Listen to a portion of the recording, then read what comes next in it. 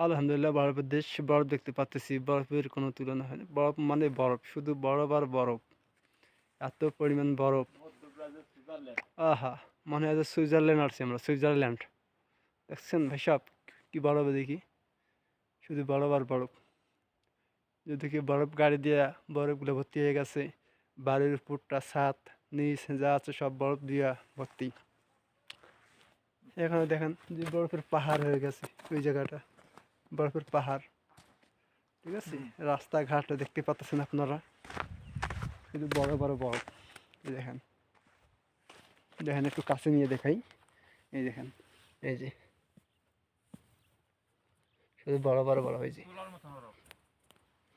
তুলার মতো নরম আর ঠান্ডা। উফ ও এত পরিমাণ ঠান্ডা। এই যে এখানে দেখতে পাচ্ছেন বরফ পরিষ্কার করতেছে বাড়ির সামনে। না দেখলে নয়। আসলে দেখার একটা সুন্দর মুহূর্ত। আপনারা যারা দেখতে পারতেছেন না তারা মিস করতেছেন। কত সুন্দর। আহ হাবিব হাবিব